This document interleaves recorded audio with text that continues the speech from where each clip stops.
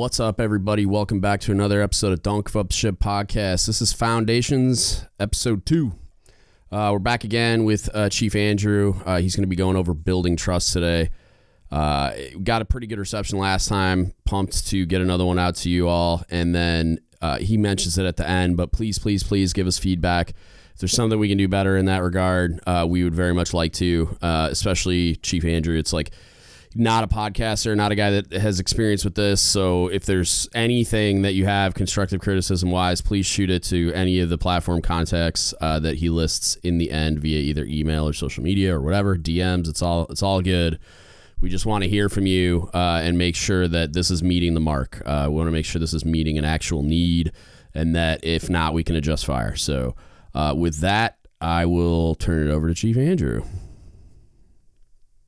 This is Foundations number 2. Foundations number 1 was done about 4 episodes ago on power bases, and I haven't introduced myself before. I was just kind of HMC, but I am Chief Andrew, and I am going to be taking you through building trust today. What is trust? Trust is one of those things in the Navy that we just kind of take for granted. You have to trust the mess, you have to trust your CMC or your CO, or you trust that your shipmates know their job or know what to do. But while there is an aspect of trust towards an organization or towards somebody who sits in a particular role, like a commanding officer or something like that, trust really is inherently personal. It's not something that is generalizable across the entire organization. It has to have an evaluation with the individual whom you're going to trust, and a little bit of an aspect on how much you're willing to trust or what your baseline for trust is. It doesn't have a singular definition, and we're going to kind of get into the history of how you define trust in my next section, but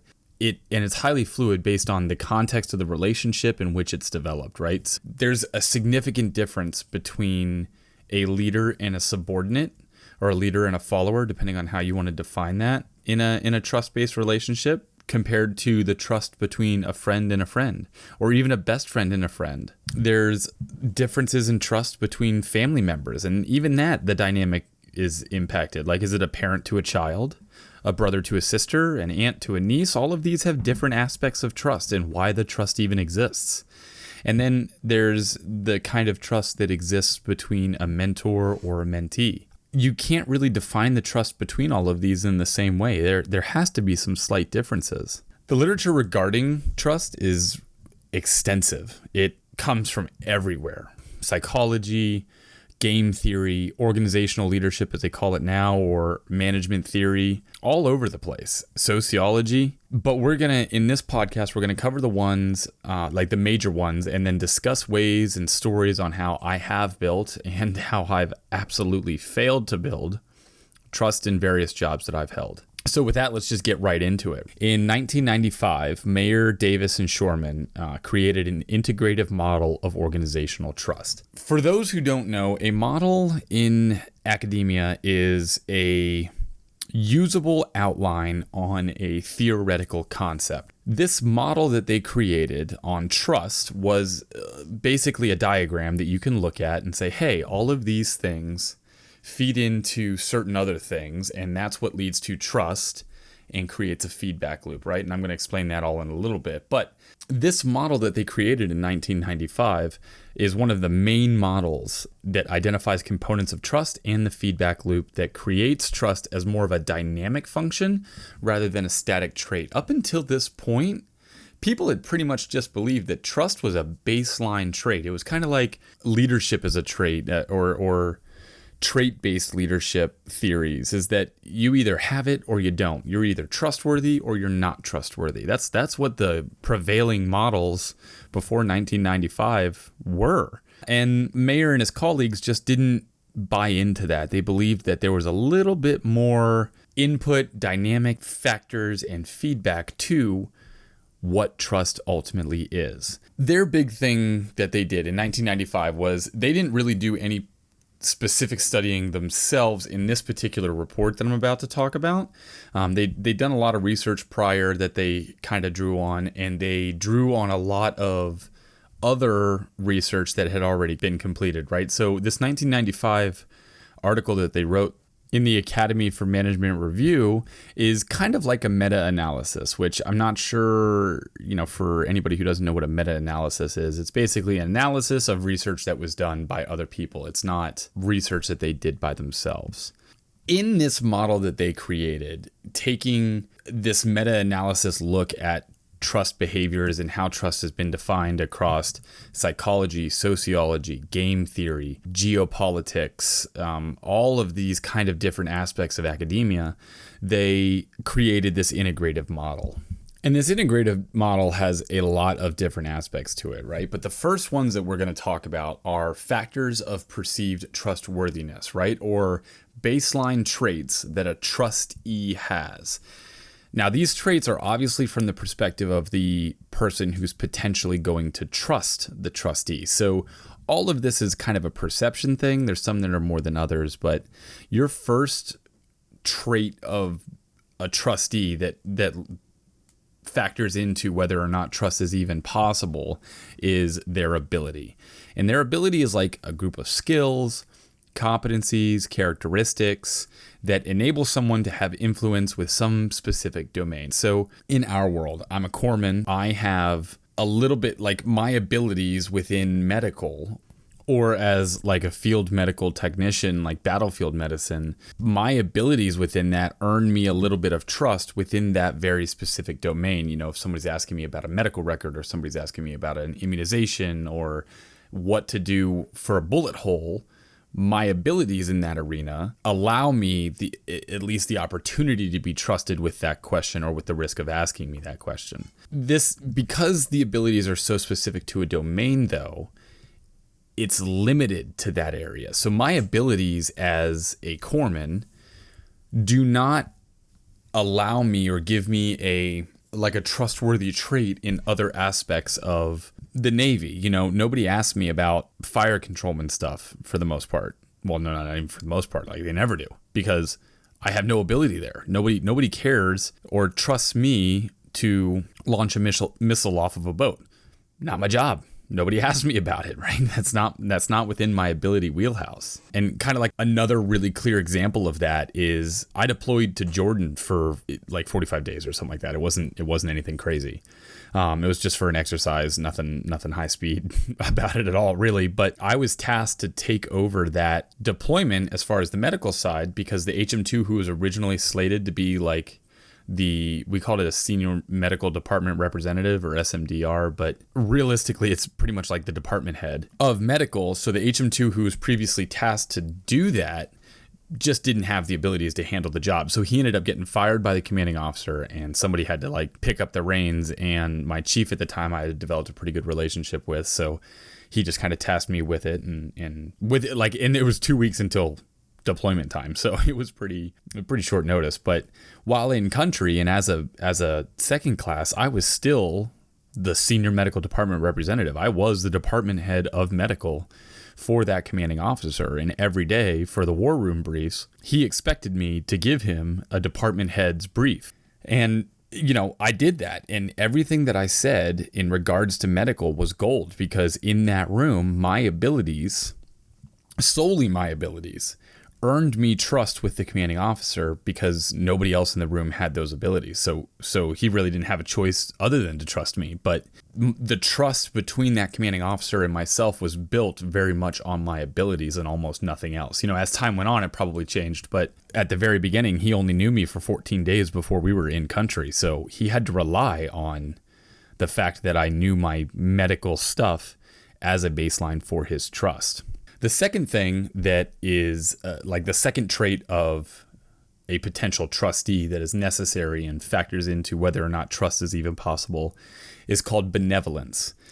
And benevolence is the extent to which a trustee is believed to want to do good towards the trustor. It is basically like whether or not the person, me as the trustee, or as the truster, the person who is potentially going to be trusting, if I'm going to trust somebody, I have the belief on whether or not that somebody is going to want to do good for me or want to do right by me is their benevolence factor, right? And benevolence is not really something that you can analyze like right off the rip. It's not, it develops over time, right? It requires information in order for a judgment to be made. And so right at the very beginning of a relationship, benevolence doesn't really factor into whether or not you trust somebody. But as time goes on, benevolence becomes more important. And I'm going to go into a little bit more detail later about that. But like a prime example of why benevolence is important is the mentor-mentee relationship. If a mentor does not want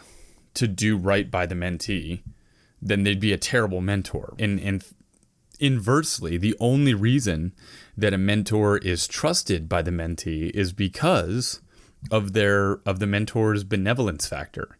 The mentor is not going to benefit from directly, because most mentors aren't in direct chains of command of the people they're mentoring, but they want that sailor to do well. My mentee that I had was in a different command, still have. He's in Okinawa now, but the mentee that I have, the only reason that he trusted me was one, demonstrated a set of skills and abilities that he agreed with or wanted to emulate, and then on top of that, as the relationship grew, he knew that I had a high benevolence factor towards him. I wasn't going to directly benefit from him being more effective, but I wanted him to be more effective, and I was trying to give him as much advice as I could to achieve that goal.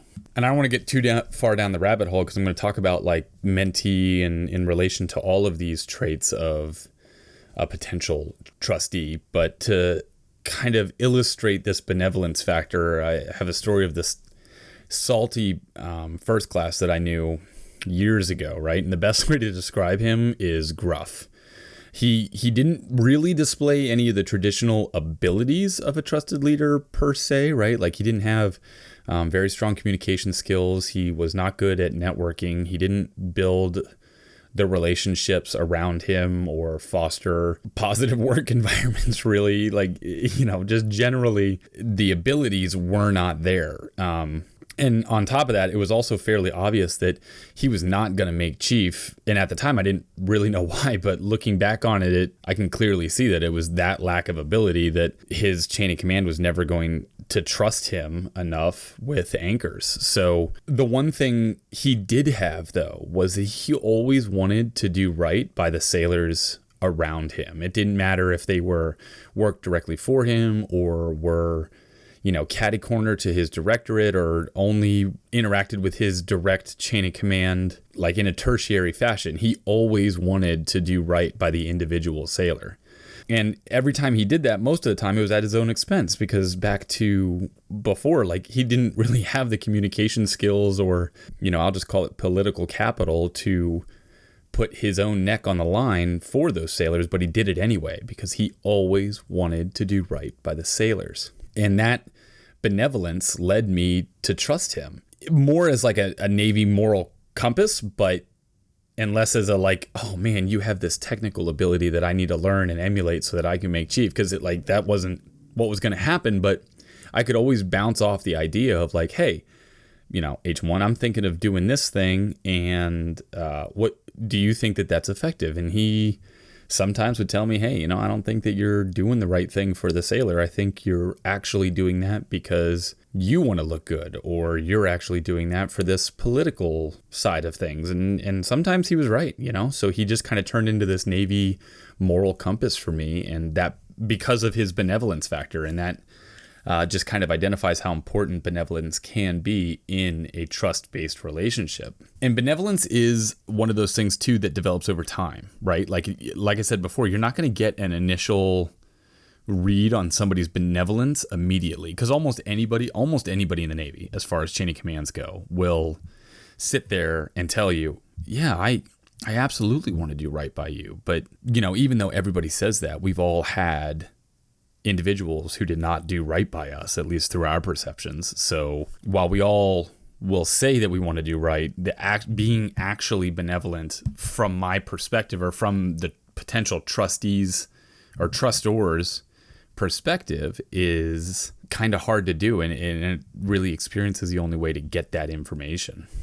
So the next and the final trait of somebody who can be trusted in order for the trust equation to even be considered as far as Mayer and his colleagues were concerned was something they identified as integrity, right? And integrity is the perception of a trustor that the trustee adheres to a set of principles that the truster finds acceptable. So kind of like benevolence and kind of like abilities, integrity means that whoever I'm potentially going to trust is going to adhere to a certain rule book, right? They have a strong moral compass, and they will always act in relation to that compass. It's not necessarily relationship specific like benevolence is. Benevolence is I know that the potential trustee, that the trustee is going to do right by me.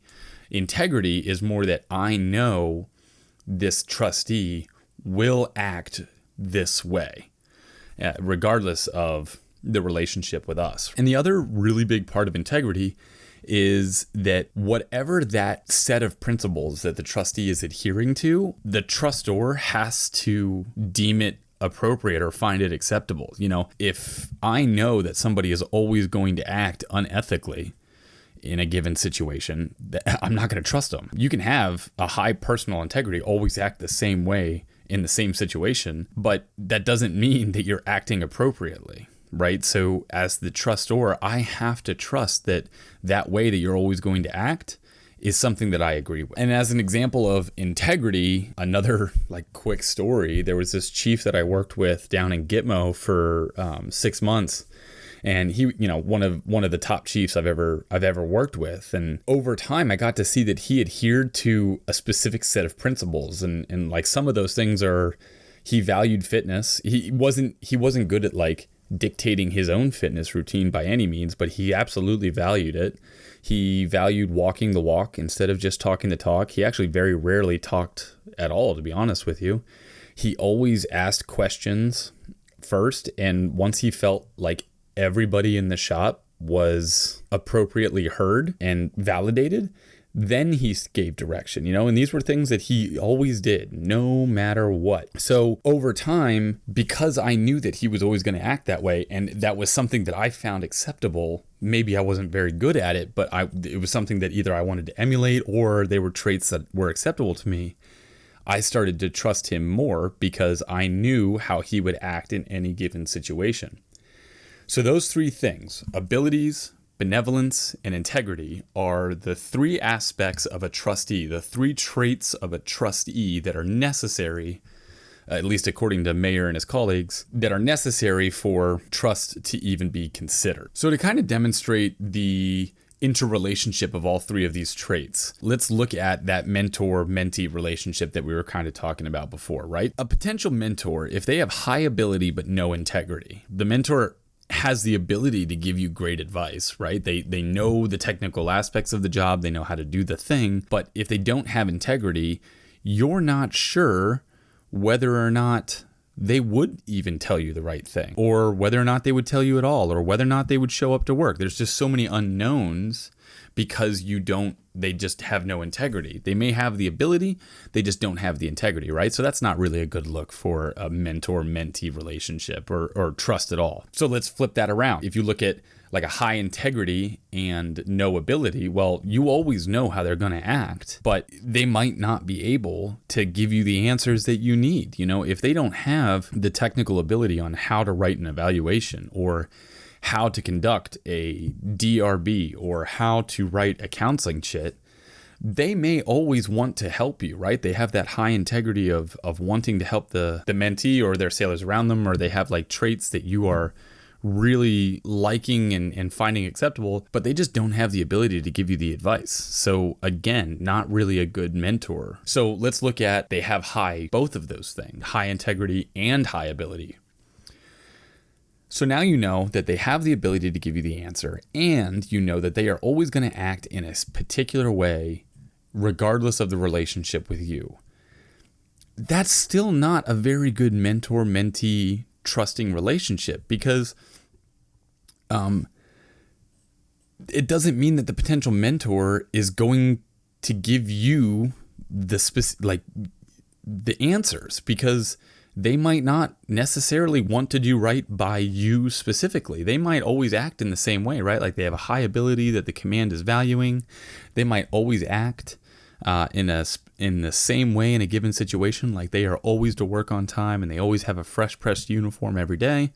But unless they have benevolence and the desire to do right by the trustor, then there's no guarantee that that mentor is gonna do the thing the way he's supposed to do. So now that we covered the 3 traits of a trustee, or the 3 things that are required to be there in order for trust to even be evaluated, the flip side of that coin is what is the trustor's propensity to trust? What is the stable baseline expectation of an individual, the trustor, on how much trust can be placed in a given organizational context? Good example of that is in the Navy, right? How much, when you see a chief right off the bat, how much trust can you place in them just from seeing them off the bat? How about for third classes, second classes, first classes, somebody from the aviation community or the sub community, or a corpsman, right? Like Marines see a corpsman and there's a massive amount of trust there,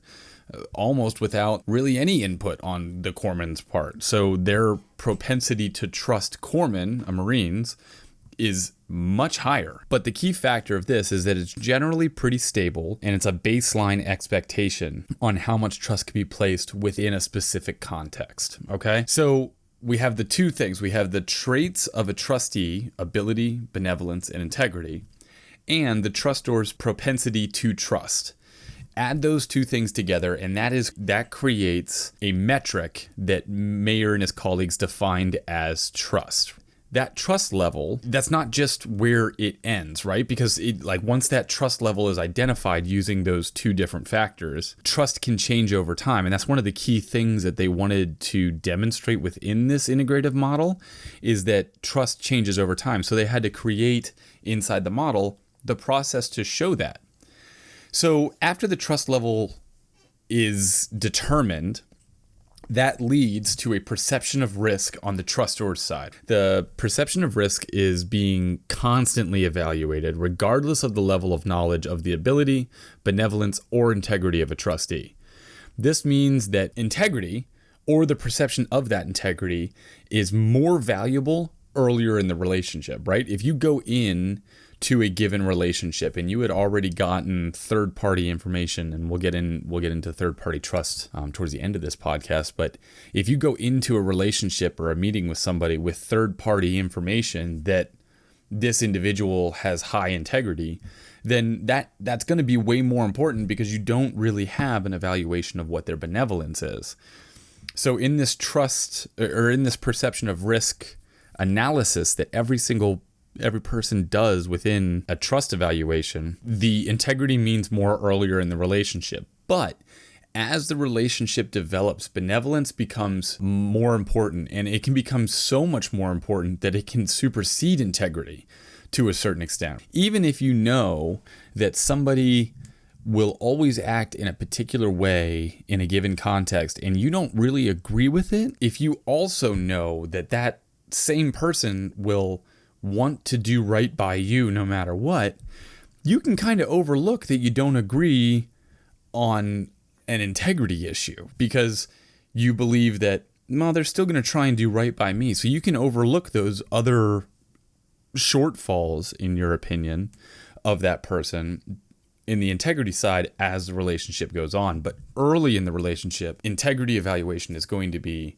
vastly important. Once a perception of risk is created, there's some sort of, it's a lot like ORM, to be honest with you, but after trust has been defined, now we are looking at, in that relationship, is there a high level of risk? Is there a low level of risk? Am I going to be okay if I trust this person and take a risk inside of this relationship? That evaluation has to happen. But once you have that evaluation, that baseline, this is how risky this given situation will be if I choose to trust this individual. That results in either taking a risk or not taking a risk. And this is referred to by Mayer and his colleagues as risk-taking in the relationship.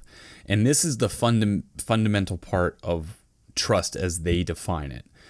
Trust is defined as the willingness to take a risk within a specific relationship. Okay? So you have to get to the point where you understand the risk, and then you have to be willing to take it. Once you are willing to take that risk in a relationship, that's when trust is there. Actually taking the risk affects trust. So the actual act of taking the risk doesn't necessarily come into play on what trust is defined as or how trust is evaluated. But once you take the risk, that creates an outcome of some kind, right? Well, I'm getting ahead of myself a little bit there. So we're going to get into that in a little bit. But trust is a willingness to take a risk within a specific relationship. That's why I said earlier at the very beginning of this podcast that it's not generalizable. It is something that is personal because you have to evaluate an individual's abilities, their benevolence, their integrity, your baseline level of trust in a given organizational context, bring all that together and then create a perception of risk. And now, are you willing to take that risk or are you not willing to take that risk? If you are, you trust that person. Actually taking the risk affects trust in the feedback process, but it is not trust itself, since taking the risk can be mandated before trust is formed, right? Like you can be forced to take a risk in a relationship without you trusting somebody. So that's not really how trust is defined, but you willing to take that risk, that is how trust is defined, okay? And as an example of that, I had a fairly incompetent LPO from my perspective, again, and I'm not, trying to rag on anybody or that's why I'm not using names or anything like that, but at the time, from my perspective, he was a fairly incompetent LPO. It's not that he had like a low benevolence or low integrity, like he acted the same way most of the time, right? And he really wanted to do well. So I would say his benevolence and integrity were high, but his abilities were just low. You can blame that on a whole slew of factors that we, can talk about in a podcast. It's not an academic style review, but he in my opinion, he was just not a good LPO. And I had checked on board and I was quickly building rapport with sailors in the unit. And this was one of the larger units in the area of operations that I was in. Since I was gaining this rapport and I had like a strong set of abilities from the perspective of the sailors I was gaining rapport in, I mean, really, you can just look at, I was building rapport because sailors were trusting me, and that took them perceiving me to have abilities, benevolence, integrity. But I was building a good rapport there, right? And I was also building a good rapport with the chief at the time. And so now sailors were kind of treating me like the LPO. I wasn't the LPO, but they were treating me that way. I was the one they were going to. I was answering the questions. I was doing the thing. And that didn't really sit well with me because I wasn't the LPO, right? And I wanted to give the LPO the best shot possible. I wasn't trying to like run over anybody or take a job or anything like that. So I sat down with him a lot and was trying to kind of mentor and coach him to be a more effective LPO from my perspective and the perspective of the sailors who were giving me input.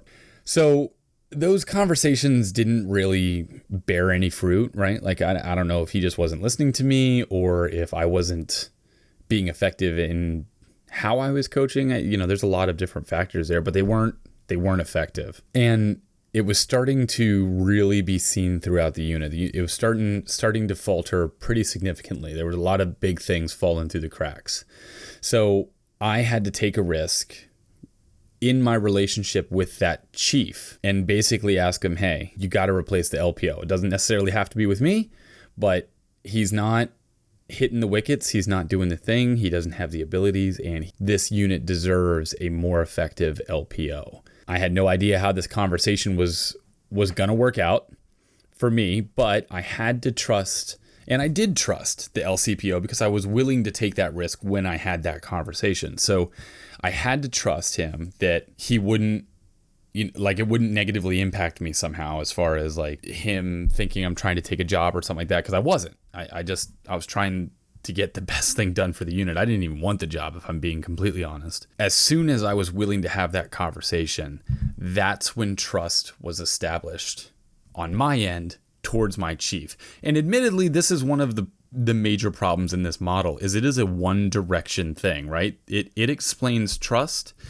in a unidirectional way from one person to another, but not from another person back. That's one of the issues with this model, but I really liked this model in the research that I did because of how clear it was, how almost intuitive it was, and it's kind of actionable. If you're trying to get somebody to trust you, well, increase the 3 traits of being a trustee. Increase your abilities, increase your demonstration of benevolence so they can perceive it better, and espouse your integrity more. But I'm getting ahead of myself again. So once that risk-taking in a relationship occurs, some kind of outcome is formed, right? Like the person takes the action, takes the risk inside of the relationship. I had that conversation with my chief. No reaction from my chief is still an outcome. So once that outcome is formed, whether it's positive or negative, it's then evaluated against the trustee's factors of abilities, integrity, and benevolence. For instance, if there was a positive outcome from this risk-taking within the relationship, in that story I told about my chief, if my chief was like, oh, okay, and went and fired the LPO, since that's what I wanted at the time, that would have been a positive outcome. And I would have taken that evaluation of like, okay, I got a positive outcome here. And I would have applied it back towards that chief's traits, the abilities, benevolence, or integrity. And I would have like adjusted the levels of those 3 things in my own perception based on that outcome. So if he immediately went and fired him, then okay, maybe that plays into his integrity. Maybe that plays into his ability to make a decisive decision, like that kind of stuff. If it's negative, right? If my chief starts yelling at me as like somebody who like a mutineer or something like that, then okay, well, maybe he doesn't have the ability to fire an LPO, or maybe his benevolence level is a little low towards me specifically, or maybe he will just never fire his LPO when it comes to like an integrity standpoint. So every outcome from risk-taking in a relationship is evaluated back in this little feedback loop that happens in this whole dynamic process towards the abilities of a trustee. And then that files back into the next perception of risk evaluation that you do specific to that individual. So to build like major implications of this model that Mayer and his colleagues created in 1995 is, one, trust is dynamic. It is not a static trait, right? It doesn't stay the same. It doesn't like once you have trust, you can't keep it indefinitely. It's a dynamic, almost a skill, not even a trait at all. It's a skill to build trust because of it's a dynamic skill. Is in an organizational setting between another person, you specifically have to portray a high level of ability, benevolence towards that individual, and integrity in a given organizational context. These are perceptions though. So you can't directly, go make somebody perceive something of you, but you can control your outputs, right? That's the only thing you can control is your outputs. If you want to increase your integrity, well, maybe you need to make conscious effort in making people notice what you're doing. Or, if you want to increase your integrity on, I will always wear a pressed uniform every Monday, and every Friday I'm going to wear khakis,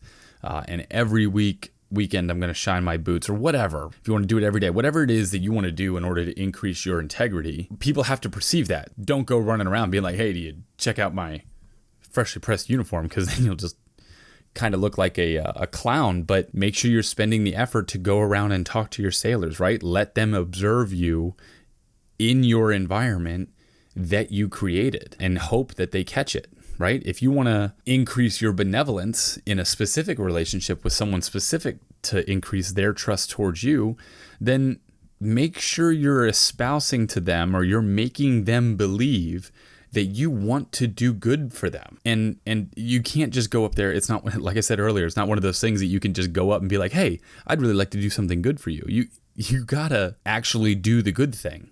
And if you don't know, if somebody, and this is a big thing, if you don't know how somebody perceives good towards them, go ask them. Because you might be doing from your perception good towards them, but that's not increasing your benevolence because they don't think it's good. So if you don't know what your sailors or what this specific person that you want to build trust with desires from you specifically, go ask, because you're not going to be effective otherwise. Or if you want to increase people's perceptions of your abilities, teach a class, or even just like within a specific task that you're doing at work. Like if you're writing evaluations or if you're writing a counseling, like a positive counseling for somebody, sanitize the counseling shit as far as personally identifiable information, but pull your entire shop in and be like, hey, I'm writing a counseling shit right now. I'd like to show you guys how to do that. Teach a class on it. That portrays abilities. So those are 3 very specific ways that you can build trust with somebody specifically. Because again, this is a unidirectional thing. If you want to build trust with someone specifically, find ways to make your abilities more obvious, to have them perceive a high benevolence towards them, and make them understand that in a given organizational context, you will always act the same way, which in all reality just requires you to always act the same way. People will always pick up on what you're doing as long as you're actually doing it, right? Walk the walk. And that pretty much covers the whole model in 1995. So the same 3 people, Schoorman, Mayer, and Davis, updated this work in 2007. They took that 1995 integrative model that they created and they published another article regarding that model in 2007. Again, it was in the Academy of Management Review Journal. And one of the first things they wanted to talk about is how did the model, this had been, 12 years. Geez, that was bad math. It had been 12 years since they created the model, and they kind of wanted to provide an update and an analysis on how accurate is our model, how effective has it been. So the first thing they looked at was, can this model be used on an organizational level, or can you just keep expanding it? Can it be used on a global level? And what they found was, yeah, in the most part, you absolutely can. Regarding like looking at specific like organizational level, if 2 organizations, let's say the Army and the Navy, wanted to build trust between each other, they would have to do the same thing. It would be on an individual level where that trust was actually being built, but organizations can tend to act the same way. Organizations have a certain level of abilities. If we were gonna evaluate trust on sea warfare and we were gonna look at the Army, well, we're not gonna trust them there because they just don't have that ability. But maybe we'll look at in a realm where both the Navy and the Army operate, such as in the air. We might trust the Army to give close air support to our Marines and sailors who are operating on the front lines, which we do all the time. And we do that because we know they have the ability to put the rounds on target. We know that they have a high benevolence factor towards friendly forces. They want to do right by sailors at the expense of the enemy because we want to kill them and break their stuff. And they have a high integrity level, that there's SOPs and policies in place that will dictate exactly how, for the most part, they will act in a given situation. If you call in close air support, you're either going to get it or you're not going to get it based on policies. So at an organizational level, the Navy can start to trust the Army in specific circumstances. And this is true for, any organization. It doesn't have to be just strictly military. And, that's the context that we're talking about on this podcast. But that's another thing that they talked about, was that this is across industry, that generally in order for trust to happen, the trustee has to have the high ability, high level of benevolence, and a high integrity level. And the trustor has to have a certain propensity to trust. There's evaluation that happens, perception of risk, and then a willingness or unwillingness to take that risk.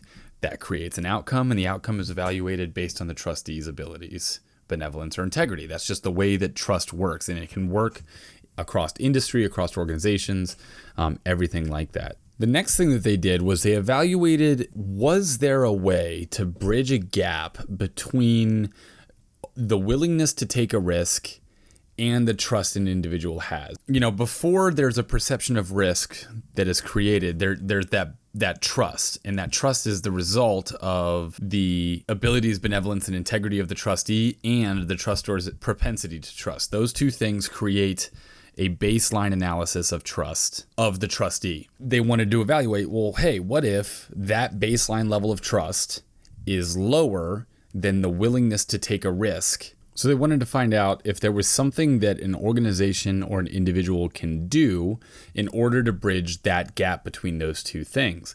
And they found that something called a control system can be put in place in order to build trust by bridging that gap. If an individual is not willing to take a risk in a situation, a control system can bridge the gap between the reason, like the baseline level of trust, and what their current risk willingness is. What is a control system? Well, in our context in the Navy, it's things like SOPs, junior qualification records or requirements, JQRs, PQSs, warfare quals, DOC surveys, that kind of thing. That's what control systems are. To explain that, if we have a baseline level of trust evaluation towards our chief, for instance, or, from my context, if I have a baseline level of trust for my LPO and there comes a situation where I'm just not willing to take a risk in that specific relationship, there can be things put in place that bridge that gap for me, right? Like my senior leadership, like department heads or whatever, could put in SOPs that kind of dictate exactly on an integrity level exactly how people will act in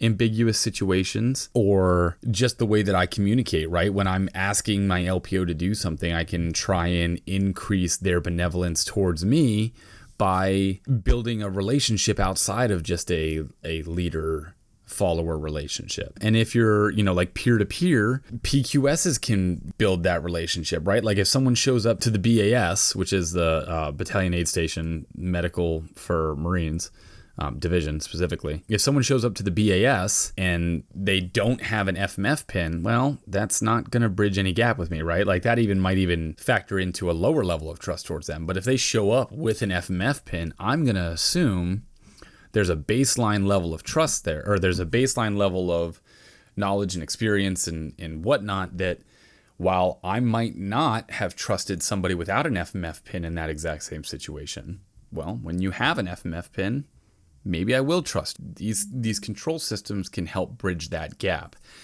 Once that gap is bridged, then the risk-taking within that relationship can happen, which produces the outcome and then creates feedback, and the loop is reevaluated, right? And maybe the next time around, if it was a positive outcome, you don't need that control for that individual. So that's how controls can be used as a mechanism to build trust. Now, a little bit of a cautionary tale here. Too many control mechanisms can actually prevent trust from being built, because if you're only trusting somebody because of the control system, and there's so many control systems in place that the level of risk inside of that relationship is almost nothing, then there is no way that trust will ever be built, because the outcome that is evaluated is on how effective that control system is and not the relationship specifically. So if you're going to use controls to build trust within a relationship, make sure they're controls that, one, you can scale back over time, and two, are not redundant controls that are already created through other means. A primary example of that is career development boards these days. Like, they are an incredible tool, and it is a prime time opportunity for leadership of a shop to talk with a particular sailor and provide guidance in a relationship. And those CDBs can be used to increase benevolence perceptions, increase integrity perceptions, increase ability perceptions, both ways. But because we use CDBs for literally everything, or you don't pass the test, you get in a CDB. You don't get selection board eligible, you get a CDB. You get a CDB at 6 months and 12 months and 18 months and 24 months, and you get midterms, and like all of these different things that are all redundant control systems. Now they're not really effective anymore because there's no risk in the relationship. So trust itself is not being built because we are reliant on these control systems now. If you're talking like from a leadership standpoint, if you want to develop trust between you and your juniors, you have to be the one willing to take risk within that relationship. Otherwise, if you're not taking risk within that relationship, you're probably leaning too heavily on control systems in order to bridge those gaps. What does this mean? This means you have to be transparent as a leader. You have to be transparent as a leader, because you are not really taking a risk unless you're vulnerable. And I know like you've heard it before, but Brene Brown does some great stuff on vulnerability. And if you're not, as a leader, being vulnerable in the relationships with your junior sailors somehow, then you're not actually taking risks within that relationship and you're not building trust. Specifically, you're not building trust towards your junior sailors. And if you're not building trust to your junior sailors, are they really going to be building trust towards you? You know, it's a two-way street. Even though this model that we're talking about here is unidirectional, it's still a two-way street, because every time you're evaluating trust towards that sailor, they're evaluating trust towards you as well. So transparency and vulnerability is crucial, because otherwise you're just not taking a risk. So how can you actually be vulnerable specific to this concept of building trust? Well, show your entire shop the repercussions that you're experiencing when you take the risk, right? If you take a risk in a relationship, whether that's a relationship somebody outside the shop, somebody within the shop, it doesn't really matter, but show the repercussions of that. Let them see the feedback loop, right? That creates an entire work center feedback loop on trust. And suddenly, because we talked about before, this model is scalable, right? It's not just individuals who can use this scale.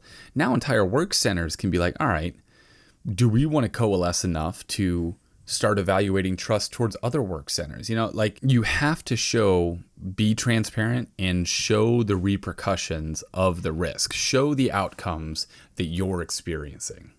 The next thing that they wanted to address, and they actually addressed it at the end of the 95 journal entry, was that one of the problems with their model was that it didn't really talk about emotions and how emotions can impact trust. In 2007, they did create the update and provided the research that emotions do affect trust in a risk-taking relationship. Emotions can cause irrational risk-taking, right? If you are emotionally tied towards somebody, right? Especially like family relationships, or if your best friend happens to work at the same job or in the same work center as you, you may be willing to take a little more risk with them in an organizational setting because of that friendship, even though the abilities in their friendship, the whole reason you trust them, don't really translate to an organizational setting.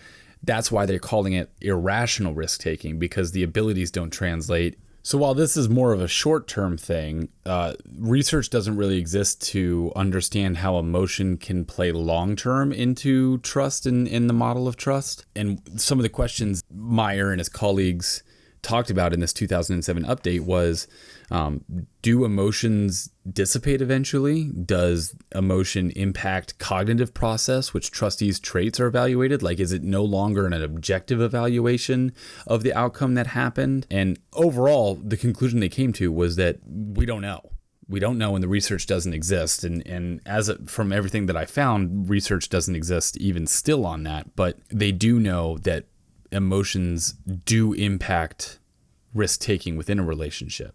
Next thing they did in the 2007 update was talk about what happens when trust is violated. You take that risk within a relationship, it creates an outcome, like a positive outcome. The feedback loop happens in the next situation when you're expecting, you already trust them. Now we get a negative reaction, right? So it's a violation of that trust.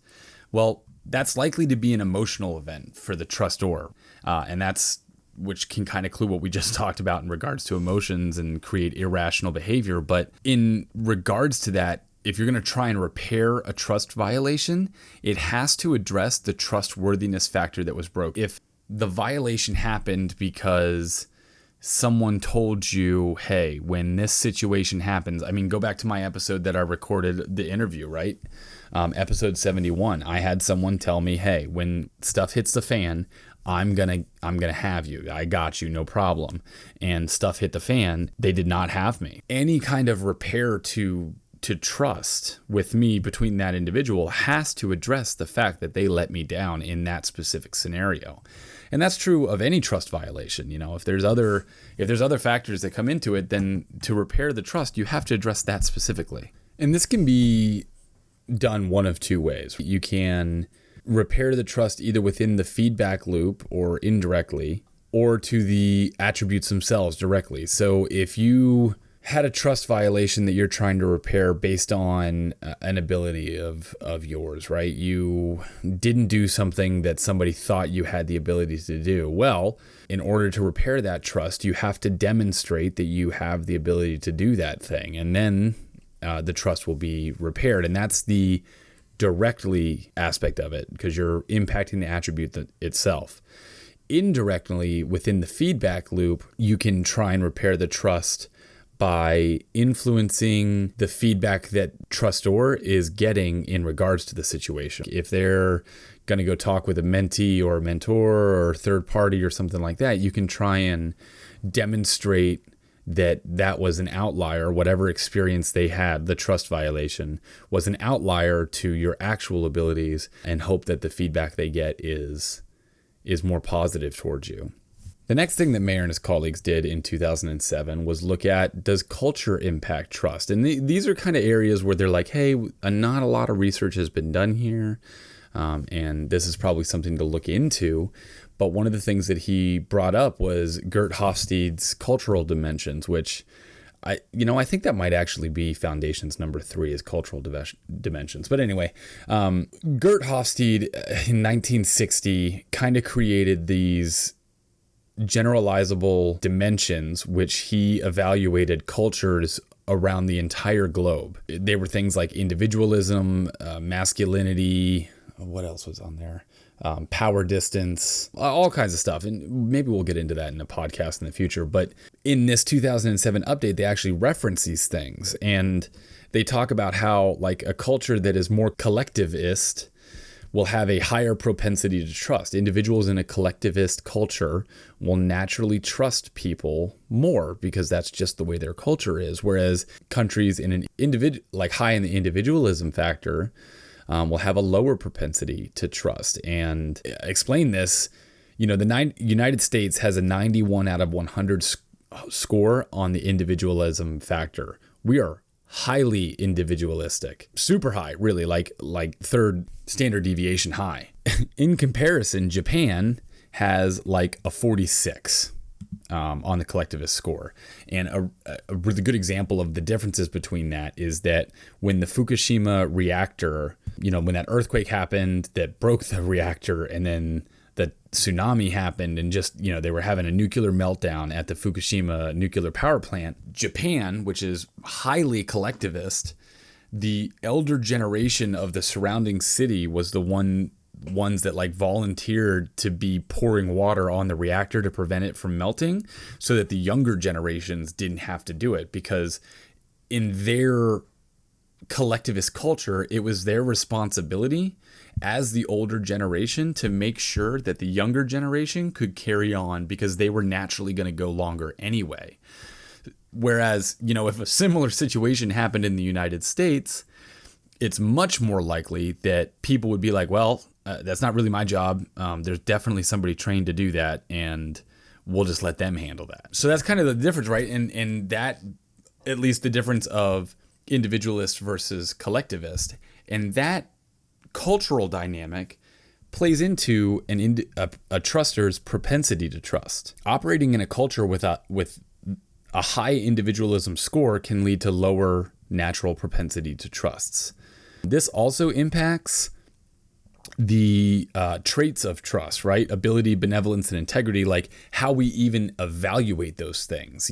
Our cultural lens that we look through will define how we evaluate somebody's benevolence towards us, or integrity, or ability. Because integrity is just, does somebody act in a way that I can agree with all the time? Ability, if somebody displays collectivist abilities all the time, but we're in an individualist society, I'm not necessarily going to value those abilities. So it's just an interesting dynamic that they found at the conclusion of this 2007 paper, that cultural dynamics impact the ability of trust to even happen.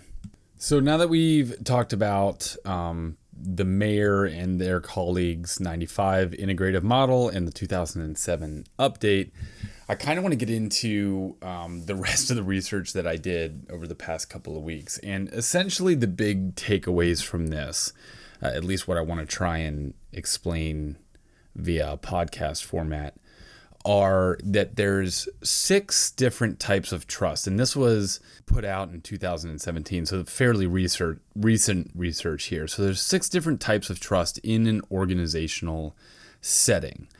The first of those is called dispositional trust. And dispositional trust is based on an individual's predisposition to trust and founded on experiences with relationships and the outlook on the human nature that then guides decisions. Basically, according to this 2007 update, they're just talking about propensity to trust that Mayer and their colleagues found out in 95, right? It's also a really hard type of trust to predict. It may get you past initial interactions because it's based on somebody's predisposition to trust and can be necessary in our line of work since we have such a high turnover rate at any given command. If you really think about it, 1/3 of the entire Navy PCSs every year. Any given command, 1/3 of it disappears every year. Bonkers. Anyway, so dispositional trust is inherently important there because with that high of a turnover, you have to assume that the person who's coming in to replace whoever just left has a similar ability because they're filling the same billet, right? But it can't really be relied on as a sole source of trust for a long time. The next type of trust that they talk about is history-based trust. And this relies on a buildup of interactions over time, right? Expectations are met, they increase trust, while those that are unmet decrease trust. History-based trust is highly solidified. It's also very easy to lose. So once you have it, unless you lose it, it's not naturally just going to fade over time. But once the first expectation that isn't met, the trust starts to lose. And this reminds me of like a story that my dad always used to tell me as a kid. And, I'm trading out language here, but he used to say that 10 oh darns are worth 1 attaboy. People will always remember the negative aspects of a relationship within this history-based trust construct.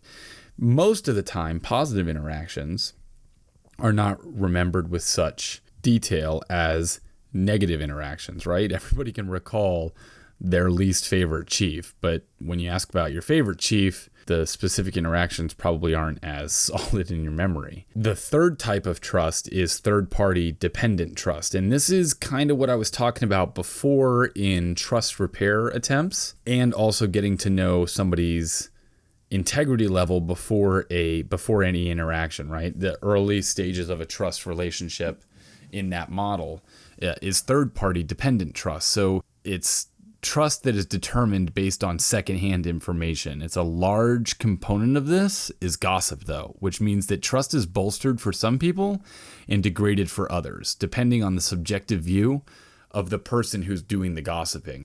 Trust can either be built or destroyed based on this third party's input. And the only reason that the third party can even have input on a trust relationship is that they themselves are trusted. A good example of this in the Navy construct, the call ahead between leadership of command, since they have personal relationships, right? Like if CMCs know each other really well and they're like, hey, or not even CMCs, right? Chiefs, LPOs, second classes, whatever. If the place where a sailor is going has leadership that is a close friend with the leadership that is losing, that conversation may happen. Is like, hey, you're getting the sailor, they're good to go, hard charger, make sure you get them a good billet because they're gonna, they're on the fast track to chief. Or it can go the other way, which is, hey, you're getting a sailor, they probably need a little extra guidance. They're good people, but they've also got these areas that need a little bit of help. So in the grand scheme of things, this is highly subjective. Because it's highly subjective, this third-party dependent trust, it's not very strong. It won't withstand scrutiny very well.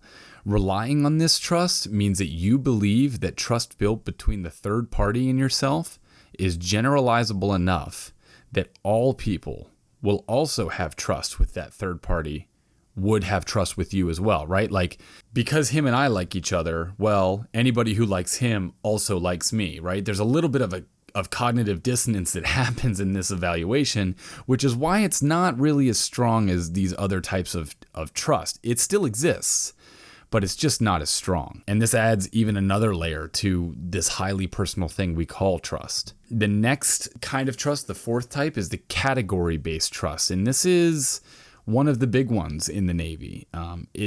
Category-based trust is anchored in membership of a group or organization. For instance, going through season, one of the things you hear all the time is trust the mess.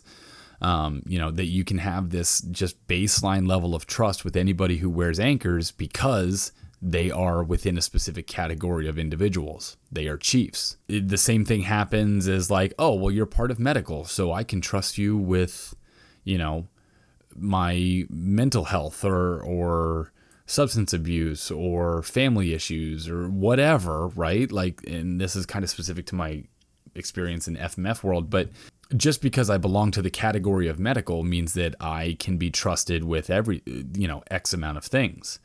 And then other things are like officers versus enlisted. Enlisted people trust only enlisted people with certain kinds of things. Prime example is evaluations, right? Like for the most part, we don't ask officers for input on enlisted evaluations. We just like, hey, read this and sign it. It's the evaluation that they deserve. And officers don't really trust enlisted with giving advice on officer things, right? It's just because people belong to certain categories, there's a certain level of trust that's built into that. This type of trust is reliant on both an in-group and an out-group dynamic, though. So if only a type of person that is within this category can be trusted, that inherently means that anybody outside of that category can't, or at least doesn't have as much trust as the in-group. This can lead to some inherent biases. This can lead to unfair treatment, even if it's not necessarily meant. And it can also, because of that, can lead to a loss of trust towards the trustor from anybody within the out-group.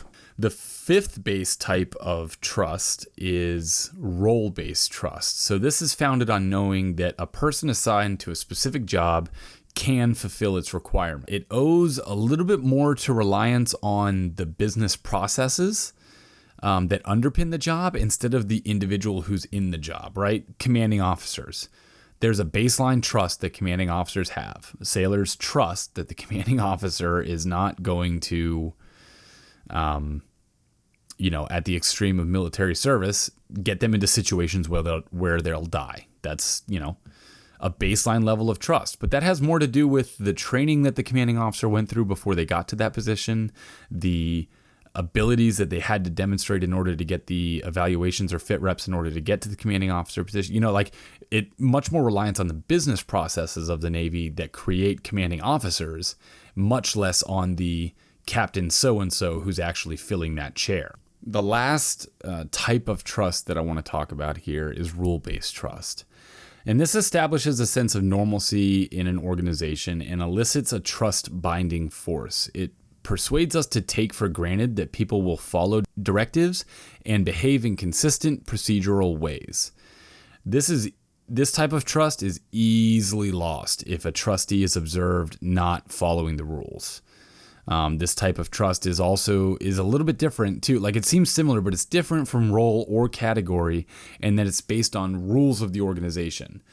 Role is based on business processes, not necessarily formal rules, but just business processes, like going to schools for the commanding officer example, or the board that selects commanding officers. And it's different from category-based because category-based just applies to anybody within that specific category.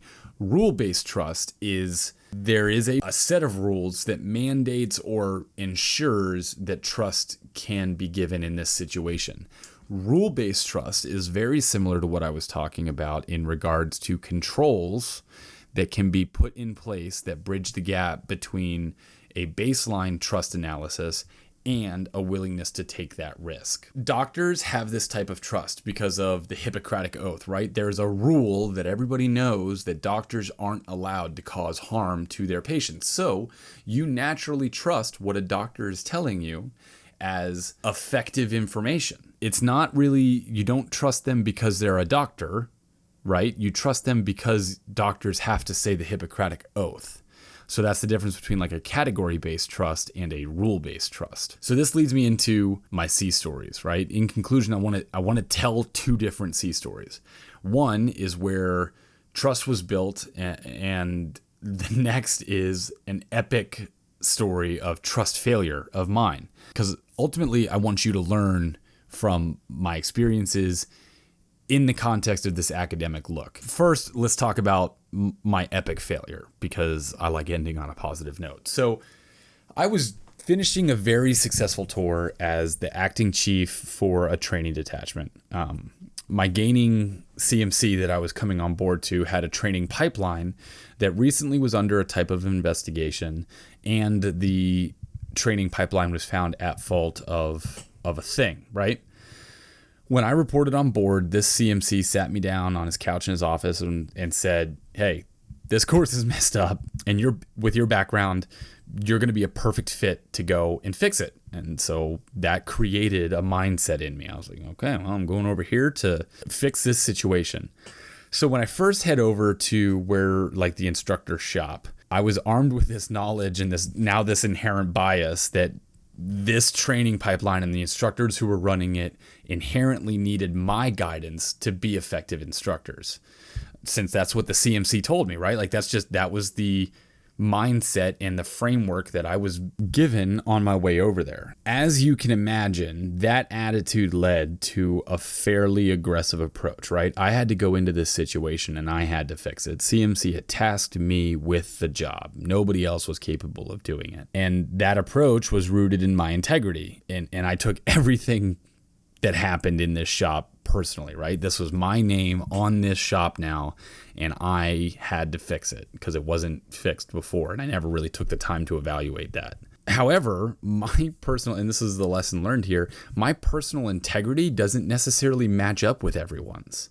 And me aggressively sticking to my integrity prevented me from showcasing my benevolence towards these sailors, the instructors, or my abilities as a technical instructor for this course. So essentially, this resulted in a downward spiral that ended up out of control because the instructors, because of my aggressive approach towards influencing them to meet my integrity standards. So the instructors decided to start skirting the rules when they could because they didn't trust me, right? They didn't want to follow my rules. In my trust evaluation of the instructors, this proved in my feedback loop as proof that they in turn needed my guidance. So this just kept spiraling further and further. And eventually what happened when I left there, it was almost celebrated. I could feel the tension in the shop before I left, and I couldn't understand how it got there and what I could do about it. And it took me almost 3 years to even think about calling any of the instructors from that shop to kind of discuss it and figure out what happened. And I'll tell you, though, I recently did call one of those instructors, and I discovered that fundamentally, I was the cause of a self-fulfilling prophecy that didn't allow me to trust the instructors due to their perceived lack of ability, right? Like I perceived they didn't have an ability to do something. I never really took the time to evaluate whether or not they had the ability because my lack of trust kept getting confirmed. It was a self-fulfilling prophecy, you know? That in turn confirmed their perception of a lack of benevolence of me. So the trust was just fundamentally broken within this story. And there was really nothing any of us could have done about it. You know, looking back, I should have gone in there and just taken a second and, you know, not thought I needed to fix everything and taken a really good personal accounting of the shop and figure out even if there was things I wanted to change. So that was the bad story. Let's do the good story because I like ending on the good note, like I said. So this is a kind of a recent one. I had a sailor check on board and we worked in the same area. So I saw her pretty often. She was an HM3. So direct interaction was limited with me due to rank differences, but I got a pretty good sense of her baseline attitude and demeanor. One day after her being TAD for a week to a course, she returned to work and was off is really the best way to describe it. I didn't know her that well, but I could tell that something was just wrong. I approached her and asked if she was okay. And I could tell that there was something, kind of bubbling under the surface. I could see it in her eyes that there was something she was determining whether or not she could trust me with this information. And eventually she decided that she was not willing to take the risk in that relationship. And she said, "No, Chief, everything's fine." And I was like, well, that's just not true. So I nodded, and I kind of gave her a squinting, knowing look, okay. And I said, "You know what? If you want to, let's go somewhere a little more privately." Because when I first asked her this question, we were in a fairly public area, and I just walked away, and I hoped that she would follow, and she ended up following me, and we went to a less public location, and I took my rank tab off of my Type 3s. I took my anchor off, and I said, "Hey, my name's Andrew. From Andrew to I'll just call her Sarah. Are you okay?" And she just broke down. She told me this story about how she was assaulted at her last command by a chief.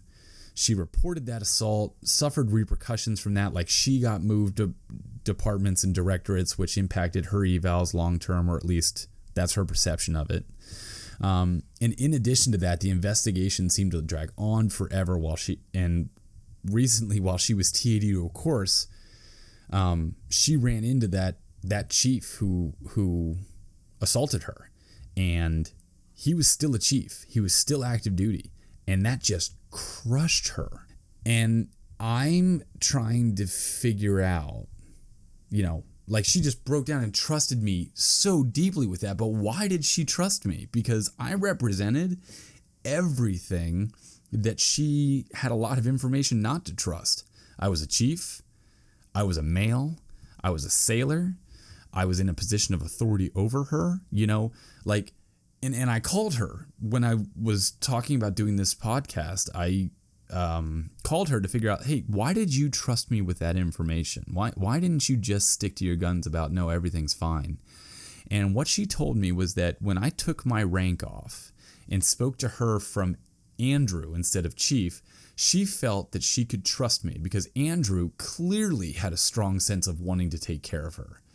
My benevolence was high. My benevolence was high enough to overcome her distrust for all of the different categories that I belonged to.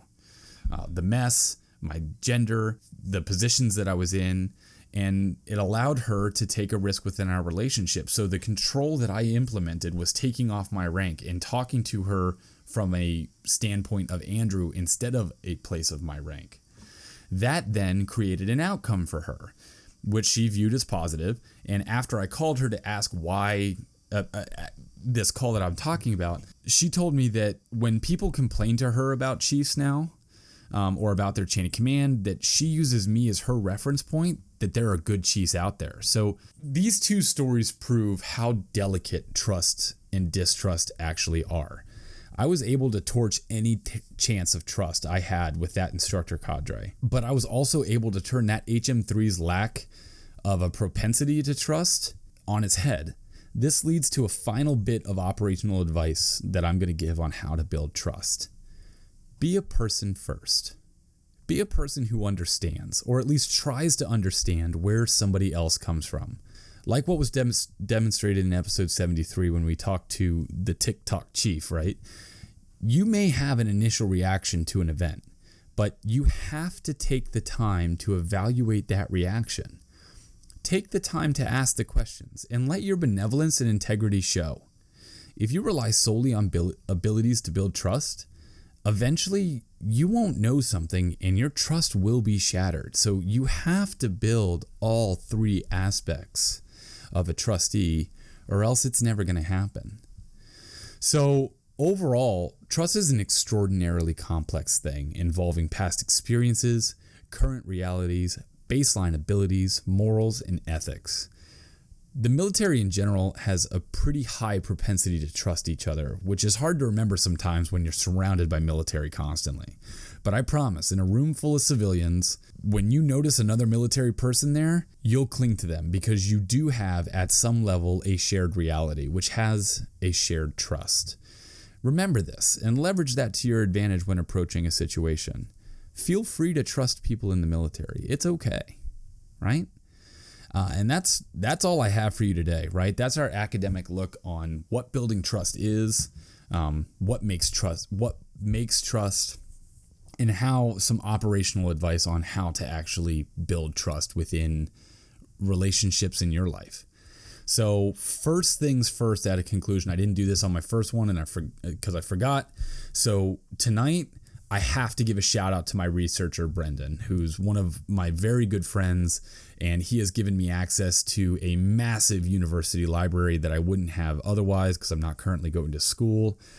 And on top of that, he's also helping me find the right articles and research to be reading. So, I just want to make clear that behind every good academic out there is a fantastic librarian, and I want to give him the credit that he deserves. So, Brendan, next box of donut is on me, all right? I'm looking for new ideas on what to do for Foundations number 3. I think I kind of ran into it while I was recording this, maybe talking about cultural dimensions with Gert Hofstede. That could be kind of a fun thing. But if there's anything out there, right, like formal concepts that you've heard of but want a better understanding, or if there's like some leadership rabbit hole that is really cool that you understand intimately that you'd like to have one of these podcasts done on, point me in that direction, or do you just want to tell me that for my second podcast, I'm still doing a terrible job? Hey, I'm for it, right? Reach out. Don't give up the ship podcast at gmail.com. You can direct message us or interact with posts on Facebook and Instagram, DGuts Podcast. We got DGuts Podcast on Reddit, and we also have a subreddit called DGuts Podcast. You can find us on all the major Navy subreddits. Trust me, you'll see us there. Even if you don't want to reach us directly, please interact with the posts that we make because on the various platforms, because it really just helps social media algorithms get us out to where we can do the most good and where we need to be. If you do want to support us, that would be awesome because there are bills in regards to this. So dgutspodcast.com/shop. It keeps the lights on, pays our subscription fees and all that stuff so that it doesn't have to come out of our pocket. There's some cool stuff in there like stickers, shirts, and buttons and whatnot. Look, you get something, we get to keep the lights on, and we get to keep bringing you this content so everybody's happy, right? Go check it out. It has been an absolute pleasure today with you. Thank you for listening, and as always, don't give up the ship.